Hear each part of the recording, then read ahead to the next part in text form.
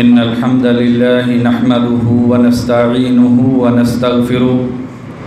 ونعوذ بالله من شرور أنفسنا ومن سيئات أعمالنا من يهده الله فلا مضل له ومن يضلله فلا هادي له وأشهد أن لا إله إلا الله وحده لا شريك له وأشهد أن محمدًا عبده ورسوله أما بعد فإن أصدق الحديث كتاب الله وخير الهدي هدي محمد صلى الله عليه وسلم وشر الأمور محدثاتها وكل محدثة بدعة وكل بدعة ضلالة وكل ضلالة في النار أما بعد فأعوذ بالله من الشيطان الرجيم يا أيها الذين آمنوا اتقوا الله حق تقاته ولا تموتن إلا وأنتم مسلمون يا أيها الناس اتقوا ربكم الذي خلقكم من نفس واحدة وخلق منها زوجها وبث منهما رجالا كثيرا ونساء واتقوا الله الذي تساءلون به والأرحام إن الله كان عليكم رقيبا يا أيها الذين آمنوا اتقوا الله وقولوا قولا سديدا يصلح لكم أعمالكم ويغفر لكم ذنوبكم ومن يطع الله ورسوله فقد فاز فوزا عظيما أما بعد فأعوذ بالله من الشيطان الرجيم إن الذين يؤذون الله ورسوله لعنهم الله في الدنيا والآخرة وأعد لهم عذابا مهينا۔ ہر قسم کی حمد و ثنا اللہ وحدہ لا شریک کے لیے، ریت کے ذرات سے بڑھ کر، پانی کے قطرات سے زیادہ درود و سلام ہو نبی اکرم صلی اللہ علیہ وسلم کی ذات اقدس پہ، کہ جنہیں اللہ تبارک و تعالیٰ نے انسانیت کی رہنمائی کے لیے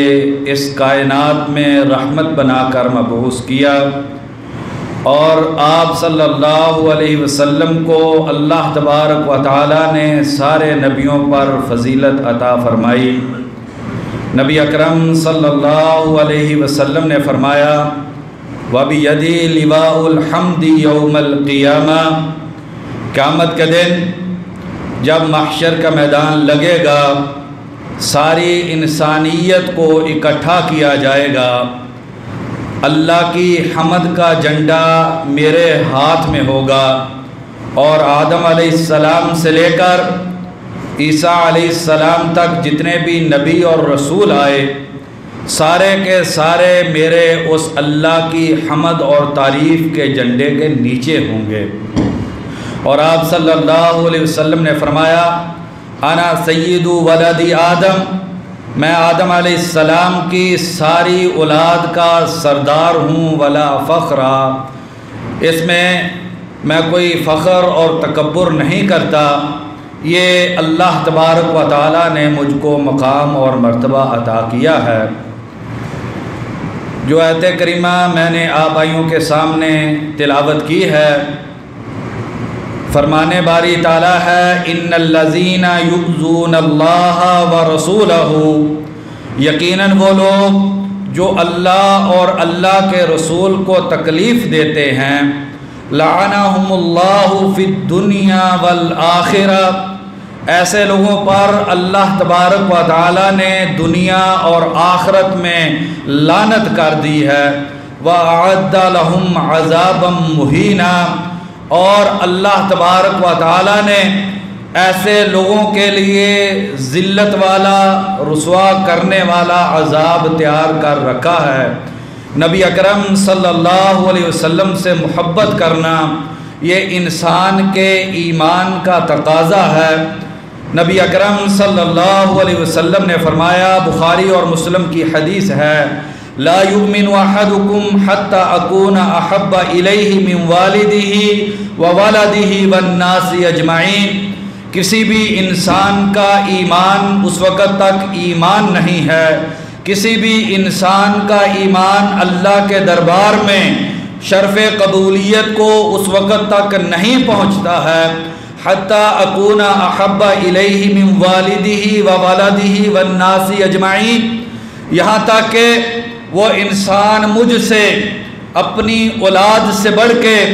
اپنے والدین سے زیادہ، بلکہ اس کائنات کے سارے انسانوں سے بڑھ کے جب تک انسان مجھ سے محبت نہیں کرتا ہے اس وقت تک انسان کا ایمان نہیں ہے۔ شیخ الاسلام ابن تیمیہ رحمہ اللہ فرماتے ہیں، محبت اللہ و رسولہ اصل کل عمل من اعمال الایمان والدین،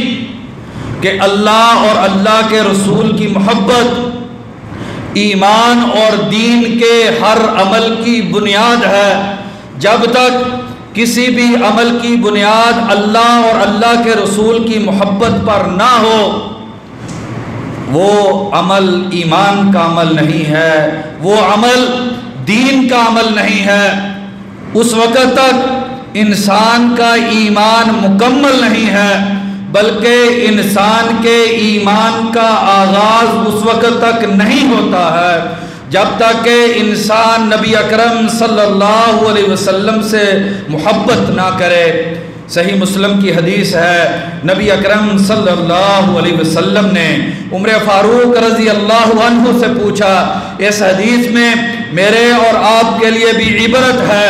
پوچھا، عمر فاروق مجھ سے کتنی محبت کرتے ہو؟ فرمایا، اللہ کے نبی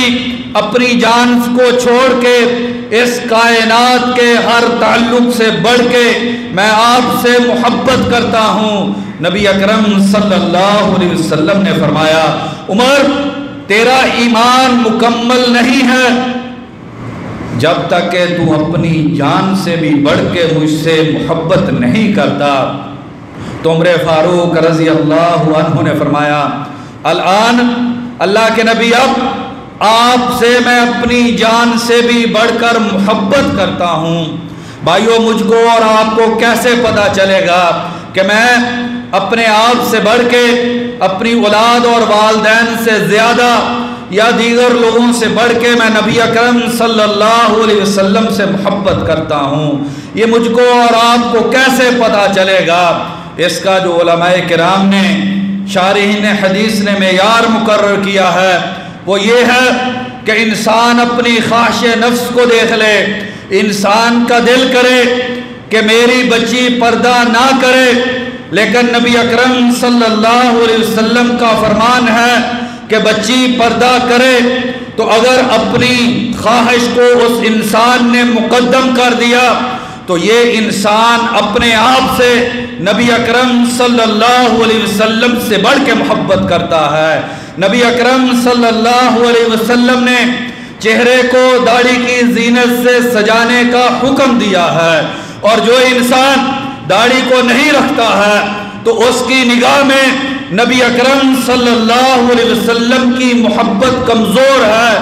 اور اس کو اپنے آپ سے محبت زیادہ ہے۔ جو انسان اپنی اولاد کے کسی مطالبے میں آ کے نبی اکرم صلی اللہ علیہ وسلم کے کسی فرمان کو ٹھکرا دیتا ہے، یہ انسان اپنی اولاد سے زیادہ محبت کرتا ہے اور نبی اکرم صلی اللہ علیہ وسلم سے کم محبت کرتا ہے۔ جس انسان کے سامنے بیوی کی تمنا اور خواہش کی قدر اور مقام نبی صلی اللہ علیہ وسلم کے فرمان سے بڑھ کے ہے، یہ اپنی بیوی سے محبت نبی صلی اللہ علیہ وسلم سے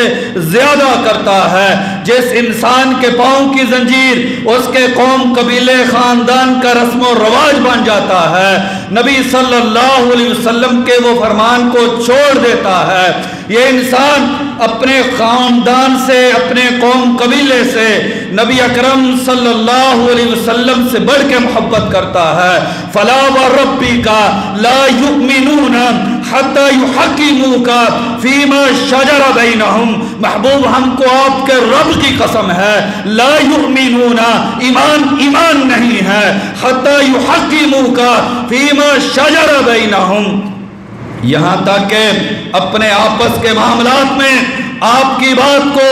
حتمی، فیصلہ کن، اٹل، دو ٹوک، آخری حرف نہیں مان لیا جاتا۔ ہم کو قسم ہے آپ کے رب کی، اس وقت تک ایمان نہیں ہے۔ ثم لا یجدوا فی انفسہم حرجا مما قضیت، محبوب آپ جو فیصلہ کر دیں اس کے بارے میں دل میں تنگی محسوس نہ کرے، یہ نہ کہے اگر بچی کزنوں سے پردہ کرے گی گھروں میں دیواریں کھڑی ہو جائیں گی، یہ بات کہنا، یہ نبی کی بات کے مقابلے میں یہ بات کرنا، یہ دل میں نبی کے فرمان کے بارے میں تنگی محسوس کرنا ہے۔ وَيُسَلِّمُوا تَسْلِيمًا، اور سر تسلیم میں خم کر دے، آپ کا فرمان پہنچے، آپ کی حدیث سن لے، اس کے بعد اگر اپنی مرضی کو، کسی کی بات کو اگر کوئی انسان ترجیح دیتا ہے، یہ اس کے ایمان میں نقص ہے، یہ اس کے ایمان کی کمزوری ہے، وہ آپ سے حقیقی معنی میں محبت نہیں کرتا ہے۔ وَمَا كَانَ لِمُؤْمِنٍ وَلَا مُؤْمِنَةٍ إِذَا قَضَى اللَّهُ وَرَسُولُهُ أَمْرًا أَن يَكُونَ لَهُمُ الْخِيَرَةُ مِنْ أَمْرِهِمْ، کسی بھی ایمان کے دعوے دار مرد کو، کسی بھی ایمان کا دعویٰ کرنے والی عورت کو یہ بات زیبا نہیں دیتی ہے، اذا قضى اللہ ورسولہ امرا، اللہ کے رسول کا فیصلہ آ جائے، ان یکون لہم الخیارۃ من امرہم، اپنی مرضی کو استعمال کر لے، اس انسان کا ایمان مکمل ایمان نہیں ہے، اس انسان کے ایمان میں نقص ہے، یہ ایمان کے دعوے میں مکمل سچا نہیں ہے۔ امام شافعی رحمہ اللہ فرماتے ہیں، تعصی الالہ وتظہر حبہ ھذا محال فی القیاس بدیع، اللہ کی نافرمانی کرتے ہو، اللہ کا حکم سنتے جانتے ہوئے اس کو ٹھکرا دیتے ہو اور اللہ سے کہتے ہو کہ ہمیں اللہ سے محبت ہے، ھذا محال فی القیاس بدیع، یہ ناممکن ہے، عقل اس بات کو تسلیم نہیں کرتی۔ لو کان حبک صادقا لاطعتہ، اگر تیری محبت سچی ہوتی تو اللہ اور اللہ کے رسول کی بات کو مانتا۔ فَإِنَّ الْمُحِبَّ لِمَن يُحِبُّ مُطِيعُ، کیونکہ انسان جس سے محبت کرتا ہے اس کی بات کو مانتا ہے، اور جو انسان اللہ اور اللہ کے رسول کی بات کو سننے کے باوجود اس بات کو نہیں مانتا ہے، یہ انسان، اس کے ایمان میں کمزوری ہے اور اس انسان کی محبت ناقص محبت ہے۔ یا ایھا الذین آمنوا، اے لوگو جو ایمان کے دعوے دار ہو، لا ترفعوا اصواتکم فوق صوت النبی، نبی کی آواز سے اونچی آواز نہ کیا کرو۔ علماء کرام فرماتے ہیں کہ نبی صلی اللہ علیہ وسلم کی زندگی میں آپ کی آواز سے آواز کو بلند کرنے سے انسان کے سارے اعمال ضائع اور برباد ہو جاتے ہیں۔ اسی طریقے سے نبی اکرم صلی اللہ علیہ وسلم کی وفات کے بعد آپ کے فرمان کے مقابلے میں اپنی آواز کو بلند کرنے والا انسان، یہ نبی اکرم صلی اللہ علیہ وسلم کا گستاخ ہے، یہ نبی اکرم صلی اللہ علیہ وسلم کی آواز سے اپنی آواز کو زیادہ بلند کر رہا ہے، اور ایسے انسان کے ایمان کے جانے کا خطرہ ہے۔ نبی اکرم صلی اللہ علیہ وسلم نے فرمایا، ثلاث من کن فیہ وجد حلاوت الایمان، جس انسان کے پاس تین چیزیں ہوئی اس انسان نے ایمان کی لذت کو پا لیا، وہ انسان حقیقی معنی میں مومن ہے، ایمان والا ہے۔ ان یکون اللہ ورسولہ احب الیہ مما سواہما، جس انسان کی نگاہ میں اللہ اور اللہ کے رسول کی محبت پوری کائنات کی بقیہ چیزوں سے بڑھ کر ہے، اس انسان نے ایمان کی لذت کو پا لیا۔ اور اس کا الٹ یہ ہے کہ جس انسان کی نگاہ میں اللہ اور اللہ کے رسول کی محبت سے بڑھ کے کسی اور چیز کی محبت ہے، وہ اللہ اور اللہ کے رسول کی بات پہ کسی اور کی بات کو ترجیح دیتا ہے، تو اس انسان نے ایمان کی لذت کو ابھی تک نہیں پایا۔ ابن حجر رحمہ اللہ اسی حدیث کی شرح میں فرماتے ہیں کہ لا یؤمن احدکم حتی اکون احب الیہ من والدہ و ولدہ والناس اجمعین۔ اس حدیث کی شرح میں فرماتے ہیں کہ آپ صلی اللہ علیہ وسلم کی وفات کے بعد نصرت سنت ہی، نبی صلی اللہ علیہ وسلم سے محبت یہ ہے کہ انسان نبی کی سنت کی مدد اور تعاون کرے، نبی اکرم صلی اللہ علیہ وسلم کی سنت کو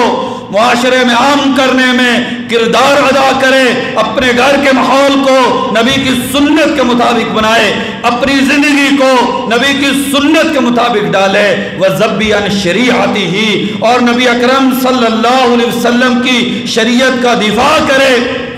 وَقَمْعُ مُخَالِفِيهِ، اور نبی اکرم صلی اللہ علیہ وسلم کی مخالفت کرنے والوں کا کلا کما کرے، انہیں نیست و نابود کرنے میں، انہیں اس دنیا سے ختم کرنے میں، انہیں اس دنیا سے ملیا میٹ کرنے میں وہ انسان اپنے کردار کو ادا کرے۔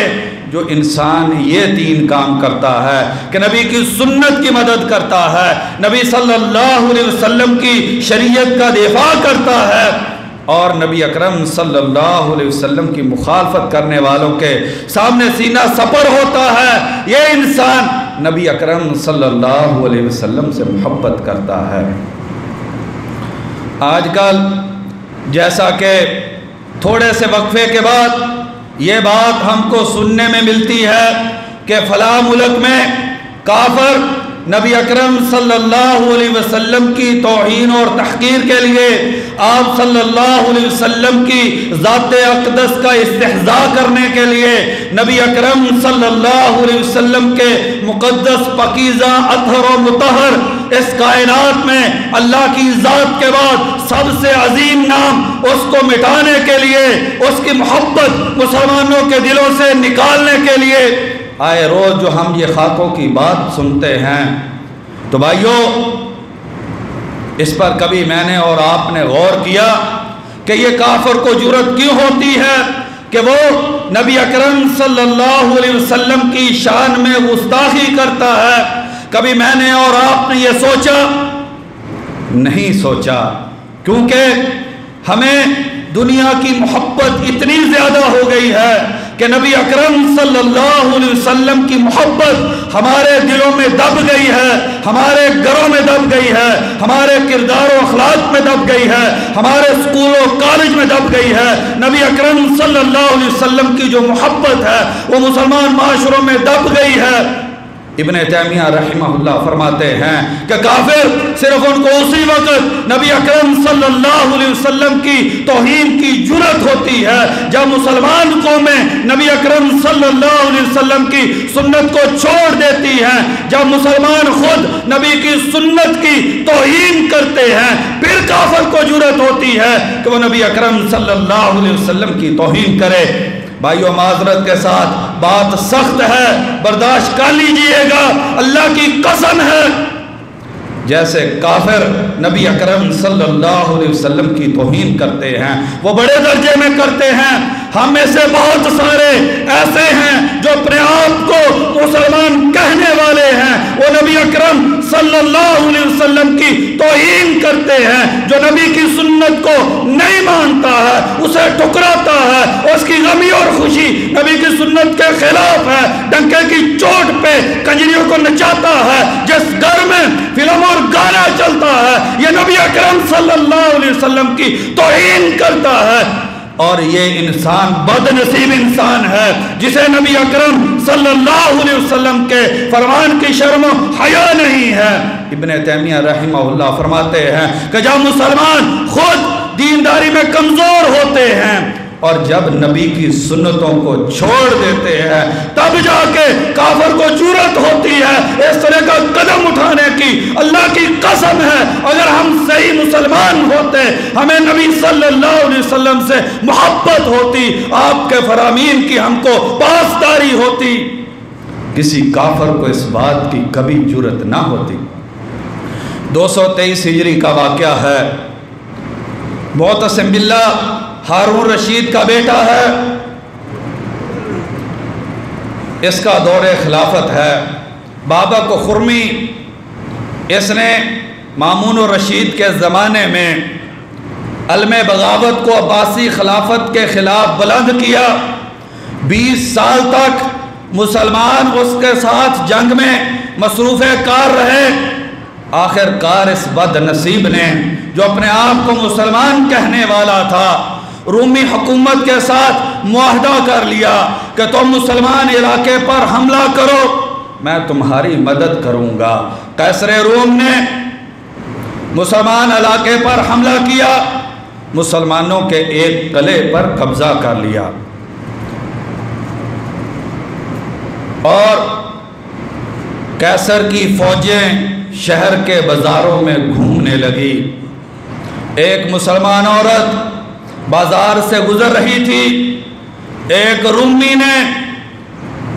اس اسلام کی بیٹی نبی اکرم صلی اللہ علیہ وسلم نہیں، نبی اکرم صلی اللہ علیہ وسلم کو ماننے والی ایک بیٹی کے سر سے دوپٹے کو کھینچ لیا۔ اس عورت نے بڑے بازار میں کہا، واہ معتصمہ، ہائے معتصم تو کہاں گیا ہے کہ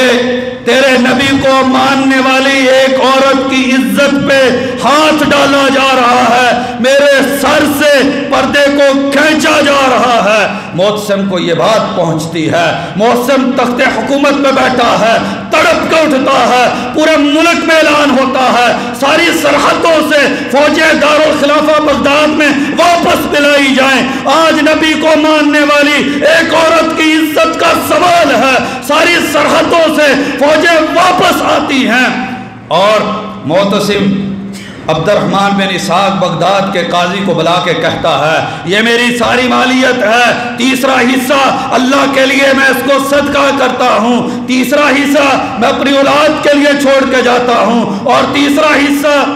جن غلاموں کو میں نے آزاد کیا ہے ان کو تقسیم کر دینا، اور یہ میری ساری دولت اس کو میں آج تقسیم کر کے جا رہا ہوں، اور اس بات پہ تم گواہ رہنا۔ اور ساری فوجوں کو دارالخلافہ بغداد میں اکٹھا کیا جاتا ہے۔ معتصم کہتا ہے کہ میں خود اس لشکر کی قیادت کروں گا، اور پوچھتا اپنے فوجیوں سے رومیوں کا سب سے مضبوط شہر کون سا ہے؟ کہا کہ عموریہ نام کا شہر جو ہے یہ ان کو قسطنطنیہ سے بھی زیادہ عزیز ہے، یہ بڑا مضبوط شہر ہے، اور رومی جو ہے اس شہر پہ بڑا فخر کرتے ہیں۔ تو کہتا ہے کہ اگر میرے جسم میں جان باقی رہی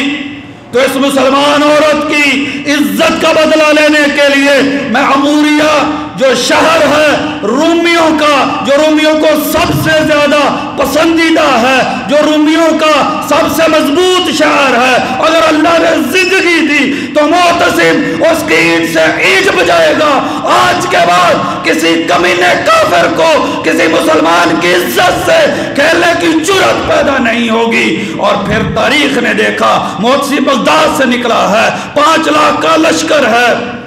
اور لشکر کو لے کے جاتا ہے، اور جب رومی بادشاہ کو پتہ چلتا ہے کہ مسلمان عورت کی عزت کا بدلہ لینے کے لیے خلیفہ وقت خود نکلا ہے، ساری سرحدوں سے فوجیں واپس بلائی گئی ہیں، رستے میں ہے پیغام بھیجتا ہے، ہم نے جو علاقہ تمہارا چھینا ہے ہم اس کو واپس کرتے ہیں، اس کے علاوہ کوئی اور شہر چاہیے وہ شہر بھی دیتے ہیں، لیکن اس حملے کو روک دیا جائے۔ معتصم نے کہا نہیں، میں اس وقت تک تخت خلافت پہ بیٹھنے کا اپنے آپ کو حقدار نہیں سمجھتا۔ معتصم کی غیرت اس بات کو گوارا نہیں کرتی کہ معتصم جو ہے وہ تخت خلافت پہ بیٹھے اور کسی مسلمان عورت کی عزت سے کھیلا جائے۔ ہمیں کسی قسم کی ظلم منظور نہیں ہے، ہم اپنی تلواروں سے تم کو یہ ثابت کر کے دکھائیں گے کہ یہ غیرت مند قوم ہے، یہ نبی کے محب لوگ ہیں، یہ عورت کی عزت پہ مر مٹنے والے لوگ ہیں۔ ہم دنیا کو ثابت کر کے دکھائیں گے اگر مسلمان عورت کی عزت پہ ہاتھ ڈالا جائے تو اس کا انجام کیا ہوتا ہے۔ پھر تاریخ نے دیکھا کہ معتصم نے عموریہ کا محاصرہ کیا اور اس قلعے کا جو حشر کیا، اس کی اینٹ سے اینٹ بجا دی، وہاں کے سارے باغات کو جلا کے راکھ کر دیا۔ حالانکہ مسلمانوں کی سنت باغوں کو جلانا نہیں ہوتی تھی، درخت مسلمان کاٹا نہیں کرتے تھے، لیکن آج خلیفہ وقت غصے میں ہے کیونکہ نبی صلی اللہ علیہ وسلم کو ماننے والی عورت کی عزت کا سوال ہے۔ 30,000 لوگوں کو قتل کیا جاتا ہے، 30,000 لوگوں کو قیدی کیا جاتا ہے، اور اس قلعے کو یہ بھی ہو سکتا تھا مسلمان باقی رکھ کے اپنی تحویل میں لے لیتے، لیکن محتسب نے حکم دیا کہ اس پورے شہر میں کوئی مکان نہ چھوڑا جائے، کوئی قلعہ نہ چھوڑا جائے۔ یہ مسلمانوں کی نگاہ میں ایک عورت کی عزت تھی جو نبی کو ماننے والی تھی، تو کیسے کسی کافر کو جرأت ہو سکتی تھی کہ نبی کی عزت پہ ہاتھ ڈالے؟ معذرت کے ساتھ بھائی، آج میں نے اور آپ نے اپنی بچی کو ننگا کر کے بازار میں کھڑا کر دیا ہے، ہم نے خود اپنے ہاتھوں سے اپنی ماں بہن بیٹی کے عصمت کے آنچل کو چھین کے ننگا کر کے اس کو بازار میں نکال کے بغیرتی کا مظاہرہ کیا ہے، اور اسی وجہ سے آج کافر کو جرأت ہو رہی ہے کہ وہ اس طرح کا کام کر رہا ہے۔ ورنہ اگر مسلمان نبی اکرم صلی اللہ علیہ وسلم کی سنت کی پاسداری کرے تو کبھی تاریخ میں ایسا نہیں ہوا کہ کسی کافر کو نبی اکرم صلی اللہ علیہ وسلم سے گستاخی کرنے کی جرأت پیدا ہوئی ہو۔ معذرت کے ساتھ یہ جرأت میں نے اور آپ نے دی ہے، میں نے اور آپ نے نبی اکرم صلی اللہ علیہ وسلم کے فرامین کو سر عام پاؤں کے نیچے رکھا ہے۔ کیا غیرت ہے اس مسلمان میں جس کے گھر کے اندر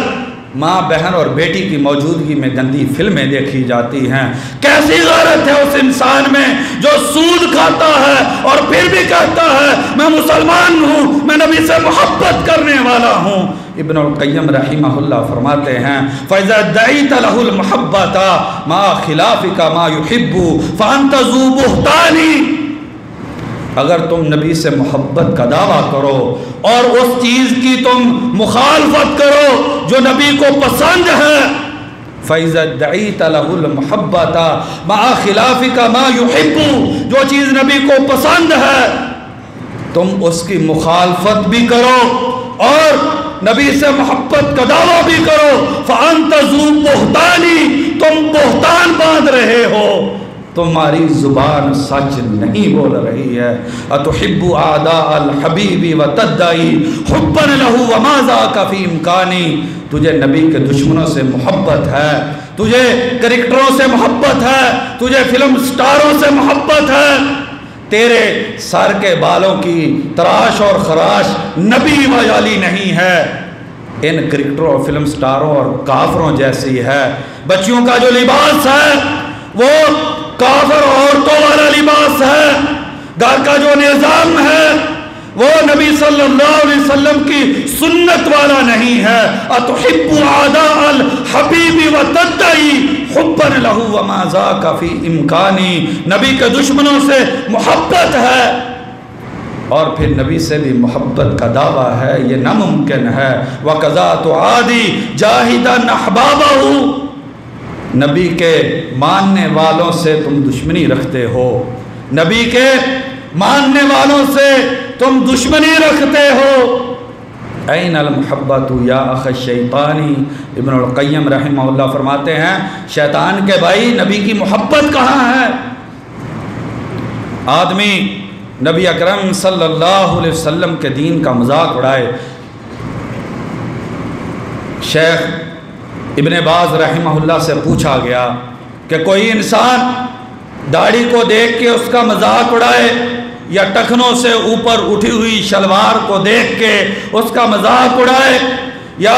عورت کے نقاب اور پردہ کرنے کی وجہ سے مرد یا کوئی دوسری عورت اس کا مذاق اڑائے، تو اس انسان کا کیا حکم ہے؟ فرماتے ہیں کہ اگر وہ اس وجہ سے مذاق اڑا رہا ہے کہ یہ چیز دین کا حصہ ہے تو یہ انسان کافر ہے، یہ مسلمان نہیں ہے۔ لیکن اگر دینی شعیرہ ہونے کی وجہ سے اس کا مذاق نہیں اڑاتا ہے لیکن اس انسان کی تنقیص اور تحقیر کرنے کے لیے اس کو مذاق کرتا ہے داڑھی اور اس کے بارے میں، تو یہ انسان اسلام سے تو خارج نہیں ہے، یہ انسان مسلمان ہے، لیکن بڑا ڈر ہے کہ یہ انسان اسلام سے نکل جائے۔ تو اب کہاں پر داڑھی کا مذاق مسلمان نہیں اڑاتے، اب کہاں پر یہ ٹخنوں سے اوپر شلوار کا مذاق نہیں اڑایا جاتا، اس برقعے اور عصمت کی چادر کو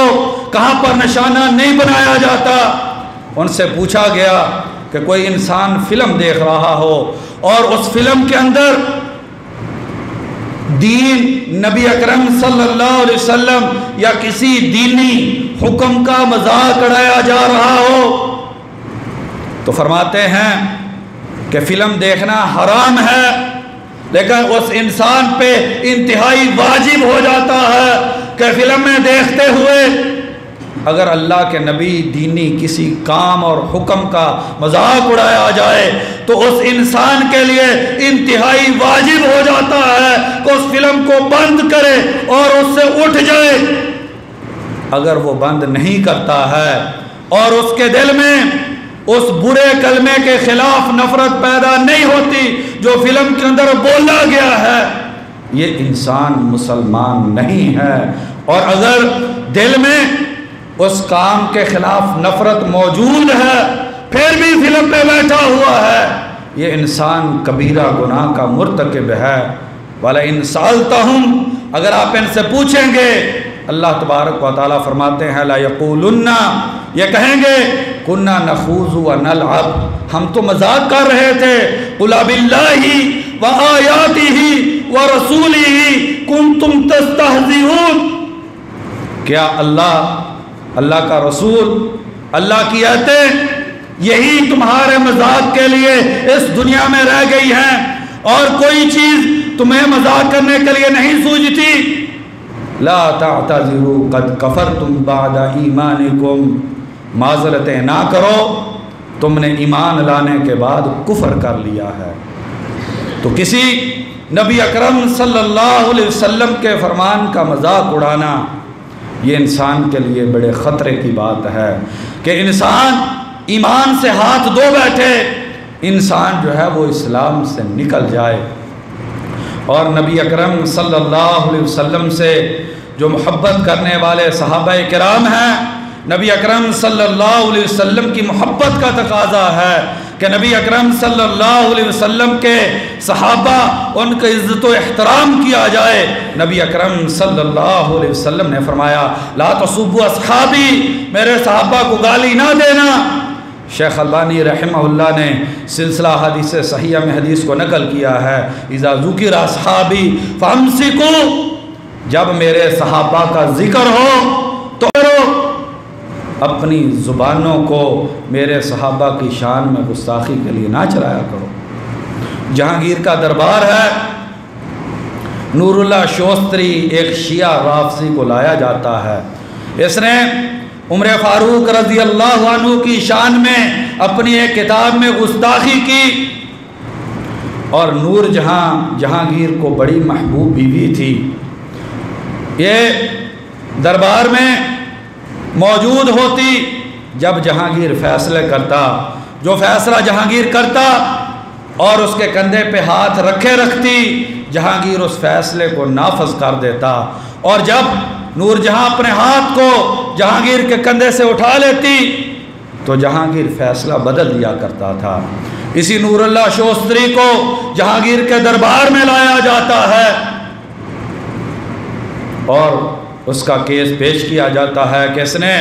اپنی کتاب میں عمر فاروق رضی اللہ عنہ کی گستاخی کی ہے، اور اس نے یہ کہا ہے مجھے اپنی عمر سے اس لیے نفرت ہے کہ اس میں عمر کا نام آتا ہے۔ تو بات سنتے ہی جہانگیر کے چہرہ سرخ ہو گیا، جہانگیر نے فوراً جلاد کو حکم دیا کہ اس کا سر جو ہے اس کے تن سے جدا کر دیا جائے۔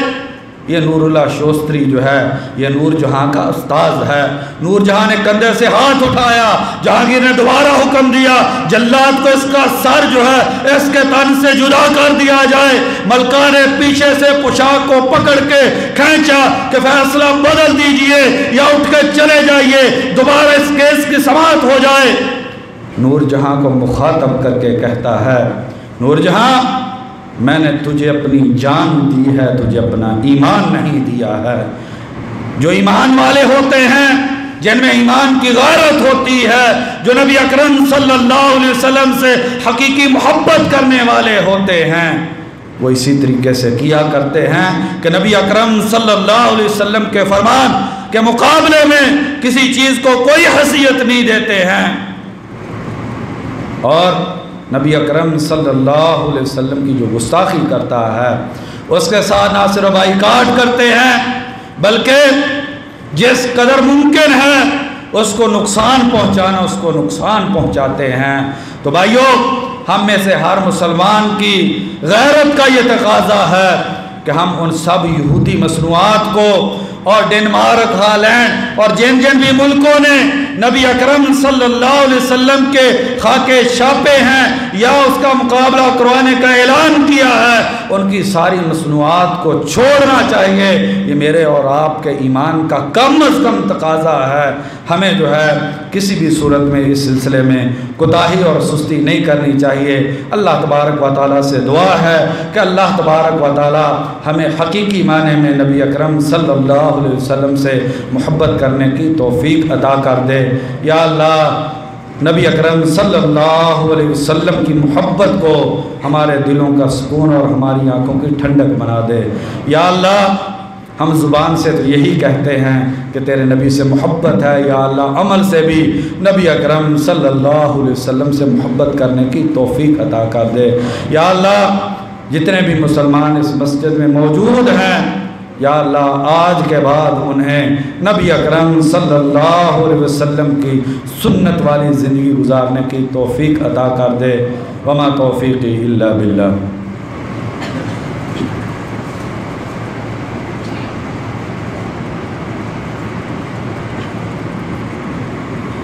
ان الحمد للہ نحمده ونستعینه ونستغفره والصلاة والسلام علی رسول اللہ اما بعد۔ انگنت لا تعداد درود و سلام نبی اکرم صلی اللہ علیہ وسلم کی ذات اقدس پہ۔ نبی اکرم صلی اللہ علیہ وسلم نے فرمایا، مسلم شریف کی حدیث ہے، من صلی علیہ مرتن صلی اللہ علیہ بعشرہ، جس انسان نے مجھ پر ایک مرتبہ درود بھیجا، اللہ تبارک و تعالیٰ اس انسان پر 10 مرتبہ رحمت بھیجتے ہیں۔ ترمذی شریف کی حدیث ہے، نبی اکرم صلی اللہ علیہ وسلم نے فرمایا، کل قیامت کے دن سب سے زیادہ میرے قریب وہ انسان ہوگا جو سب سے زیادہ مجھ پر درود بھیجنے والا ہوگا۔ نبی اکرم صلی اللہ علیہ وسلم کی محبت کا تقاضا ہے کہ انسان نبی اکرم صلی اللہ علیہ وسلم پر کثرت سے درود بھیجا کرے۔ حافظ ابن حجر رحمہ اللہ نے اپنی مشہور زمانہ کتاب الدرر الکامنہ میں، اور امام ذہبی رحمہ اللہ نے اپنی کتاب معجم الشیوخ میں ایک بڑا عجیب واقعہ نبی اکرم صلی اللہ علیہ وسلم کی محبت کے حوالے سے نقل کیا ہے۔ منگولی، یہ ہلاکو اور چنگیز خان، ان کی اولاد میں سے ایک شہزادہ عیسائیت کو قبول کر لیتا ہے، تو عیسائی پادری ایک جشن رکھتے ہیں جس کے اندر خوشی کا سماع کیا جاتا ہے کہ ایک بڑا شہزادہ اس نے عیسائیت کو قبول کر لیا ہے، جیسے عیسائیت کو تقویت ملے گی تو مختلف پادری اس پروگرام میں شرکت کے لیے آتے ہیں۔ ایک پادری اپنی زبان سے نبی اکرم صلی اللہ علیہ وسلم کی زبان کی ذات اقدس کے بارے میں نازیبا کلمات اپنی گندی زبان سے نکالتا ہے، ساتھ ہی ایک شکاری کتا باندھا ہوا ہے، سر کو رسی سے کھینچ کے نکال کے اس پہ حملہ کر دیتا ہے۔ لوگ اس کتے کو پکڑتے ہیں اور اس پادری کو کہا جاتا ہے کہ یہ جو تو نے نبی اکرم صلی اللہ علیہ وسلم کی شان میں گستاخی کی ہے، اس کے نتیجے میں اس کتے نے تجھ پر حملہ کیا ہے۔ وہ کہتا ہے نہیں، میں تقریر کرتے ہوئے چونکہ بار بار ہاتھوں کا اشارہ کر رہا تھا اس کتے نے سمجھا کہ مجھے کچھ کہہ رہا ہے، اس لیے اس نے مجھ پر حملہ کیا ہے۔ پھر اس نے اپنی گندی زبان سے نبی اکرم صلی اللہ علیہ وسلم کی شان میں گستاخی کی۔ کتے نے منہ سے رسی کو کاٹا اور اس پادری پہ حملہ کیا، اس کے گلے کو دبوچا۔ اور جمال الدین نام کے محدث جو اس واقعے میں موجود ہیں بیان کرتے ہیں، امام ذہبی رحمہ اللہ فرماتے ہیں کہ یہ بالکل صحیح واقعہ ہے۔ کہتے ہیں میری آنکھوں کے سامنے کتے نے اس کے گلے کو دبوچا اور وہ تڑپ تڑپ کے مر گیا، اور اس بات کو دیکھ کے 40,000 عیسائی مسلمان ہو گئے۔ جب پہلی مرتبہ ڈنمارک میں خاکوں کو چھاپا گیا تو سعودیہ میں قصیم میں شیخ تویجری ایک بہت بڑے دائی ہیں، میں ایک مرتبہ ان کو ملنے کے لیے گیا تو میں نے ان سے یہ سوال کیا کہ جب بھی کافر اس طرح کا کام کرتے ہیں تو مسلمانوں کو کیا کرنا چاہیے، آپ کا کیا مشورہ ہے؟ آپ کی عمر کا بڑا حصہ کافروں کو دعوت دیتے ہوئے بھی گزرا ہے۔ تو انہوں نے کہا سب سے پہلا کام جو مسلمانوں کو کرنا چاہیے وہ یہ ہے کہ ہر مسلمان اپنی زندگی سنت کے مطابق بنانے کی کوشش شروع کر دو۔ جب بھی کافر اس طرح کا کام کریں اور مسلمان نبی صلی اللہ علیہ وسلم کی سنت میں بڑھ جائیں تو دوبارہ کبھی بھی کافر نبی اکرم صلی اللہ علیہ وسلم کے خاکے نہیں چھاپے گا، کیونکہ اسے اور کوئی نقصان نہ ہوا، اس کے لیے یہی بڑا نقصان ہے کہ مسلمان اپنی دینی غیرت میں آ کے اپنے نبی کی محبت کی وجہ سے نبی کے دین کی طرف لوٹ آئے ہیں۔ اور دوسری چیز انہوں نے کہا کہ اپنے گھروں میں سیرت کی کتاب کا مطالعہ عام کیجئے۔ ہر مسلمان کو چاہیے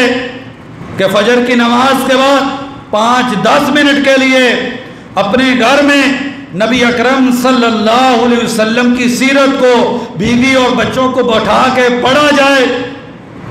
تاکہ نبی اکرم صلی اللہ علیہ وسلم سے حقیقی محبت مسلمان نوجوان نسل میں پیدا ہو، اور یہ نبی اکرم صلی اللہ علیہ وسلم سے یہ نسل دور نہ ہو جائے۔ نبی اکرم صلی اللہ علیہ وسلم کی سیرت کو عام کیا جائے، آپ کی احادیث کو پڑھا اور پھیلایا جائے۔ اور پھر انہوں نے ایک بڑی عجیب بات بتلائی جو میں آپ بھائیوں کے سامنے ذکر کرنا چاہتا ہوں۔ تو کہتے ہیں کہ مختلف لوگوں نے ڈنمارک کے خاکوں کے مقابلے میں مختلف مہمیں چلائیں۔ مجھے اللہ نے ایک بات کی توفیق دی، میرے ذہن میں یہ بات ڈالی کہ نبی اکرم صلی اللہ علیہ وسلم کی جو سیرت ہے اس کو پورے یورپ کے اندر عام کیا جائے۔ کہتے ہیں میں نے ارادہ کیا کہ 10 لاکھ کتاب نبی اکرم صلی اللہ علیہ وسلم کی سیرت پہ اس کو چھپوا کے یورپ کی مختلف زبانوں میں پورے یورپ میں تقسیم کروں گا۔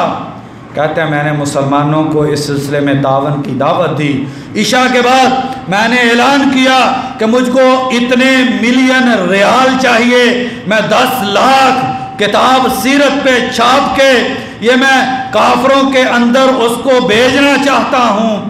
کہتے ہیں جب میں فجر کی نماز کے لیے اٹھا تو جتنے پیسوں کا میں نے اعلان کیا تھا اس سے زیادہ پیسے میرے اکاؤنٹ میں آ چکے تھے۔ فجر کے بعد میں نے اعلان کیا کہ اب مجھے مزید پیسوں کی ضرورت نہیں ہے، اور پھر کہتے ہیں کہ میں نے 10 لاکھ سیرت کی کتاب یورپ کی سبھی زبانوں میں چھپا کے پورے یورپ کے اندر نبی اکرم صلی اللہ علیہ وسلم کی سیرت کو پھیلایا، جس کے وجہ سے ہزاروں عیسائیوں نے اسلام کو قبول کیا، اور انہوں نے ہم کو خط لکھے کہ ہم کو پتہ نہیں تھا کہ یہ انسان جس کو تم نبی کہتے ہو اتنا عظیم انسان ہے، اس نے انسانیت کے لیے کیا کردار ادا کیا ہے۔ آپ کی کتاب پڑھ کے ہمیں سمجھ آئی ہے کہ یہ نبی برحق ہے، اور ہزاروں کی تعداد میں عیسائیوں نے اسلام کو قبول کیا۔ بھائیو، آج مجھ سے اور آپ سے بھی یہی سوال ہے کہ کاروباری مصروفیتیں اپنی جگہ پر ہیں، لیکن نبی اکرم صلی اللہ علیہ وسلم کی محبت کا سوال ہے۔ بھائیو زندگی سنت کے مطابق بنائیے، گھروں میں حدیث اور سیرت کے درس کو عام کیجئے، نبی اکرم صلی اللہ علیہ وسلم کی سیرت اور اس پر جو اچھی کتابیں ہیں ان کو چھپوا کر معاشرے میں عام کیا جائے۔ یریدون لیطفئوا نور اللہ بافواہہم واللہ متم نورہ ولو کرہ الکافرون، یہ اپنی پھونکوں سے اللہ کے نبی کے دین کے چراغ کو بجھانا چاہتے ہیں، اور اللہ اس دین کو مکمل کرنے والا ہے، چاہے کافر جو ہے وہ جتنا بھی زور لگا لیں۔ واللہ یعصمک من الناس، اللہ نبی اکرم صلی اللہ علیہ وسلم کو اللہ نے فرمایا ہم آپ کو لوگوں سے بچائیں گے۔ انا کفیناک المستہزئین، جو مذاق کرنے والے ہیں ہم ان کے لیے کافی ہیں۔ بخاری اور مسلم کی حدیث سنا کے بات کو ختم کرتے ہیں، آئندہ سے انشاءاللہ 1:20 پہ جو ہے وہ جمعے کی جماعت کھڑی کر دیا کی جائے گی انشاءاللہ۔ حضرت انس رضی اللہ عنہ بیان کرتے ہیں کہ ایک عیسائی مسلمان ہوا، نبی اکرم صلی اللہ علیہ وسلم کے پاس رہا، آپ صلی اللہ علیہ وسلم اس کو قرآن لکھواتے، دوبارہ وہ عیسائی ہو گیا، اور جا کے اس نے عیسائیوں کو کہا کہ نبی اکرم صلی اللہ علیہ وسلم کو کچھ پتہ نہیں چلتا کہ دین کیا ہے، جو میں لکھ دیتا ہوں اسی کو دین مان لیتے ہیں۔ نعوذ باللہ، آپ صلی اللہ علیہ وسلم کی شان میں گستاخی کی، اللہ تبارک و تعالیٰ نے سزا دی اور اس کو فوراً مر گیا، اس کو زمین میں دفنایا گیا، زمین اٹھا کے باہر پھینک دیتی۔ عیسائی کہتے کہ یہ مسلمان ہیں جو اس کو نکال دیتے ہیں، انہوں نے کہا مزید گہرا گڑھا کھودا جائے، مزید گہرا گڑھا کھودا گیا، اور پھر زمین نے نکال کے باہر پھینک دیا، اور گہرائی میں جا کے اس کو دفنایا گیا۔ پھر زمین نے ایسے بد نصیب انسان کو قبول کرنے سے انکار کر دیا۔ بھائی اگر کافر نبی کی گستاخی کرتا ہے اس کے لیے سزا ہے، اللہ تعالیٰ نے اس پر لعنت کی ہے اور اس کے لیے دردناک عذاب تیار کیا ہے۔ کہیں میں اور آپ ایسے نہ ہوں کہ ہماری وجہ سے بھی اللہ اور اللہ کے رسول کو تکلیف ہو، ہم کل قیامت کے دن نبی اکرم صلی اللہ علیہ وسلم کے سامنے جائیں، ہماری شکل و صورت، ہماری زندگی اور دین دیکھ کے آپ صلی اللہ علیہ وسلم کو تکلیف ہو، ایسا نہیں ہونا چاہیے۔ اللہ تبارک و تعالیٰ سے دعا ہے کہ اللہ تبارک و تعالیٰ ہمیں حقیقی معنوں میں نبی اکرم صلی اللہ علیہ وسلم سے محبت کرنے کی توفیق عطا کر دے۔ وصلی اللہ علی خیر خلقہ محمد وعلی آلہ وصحبہ اجمعین۔ سبحان ربک رب العزۃ عما یصفون وسلام علی المرسلین والحمد للہ رب العالمین۔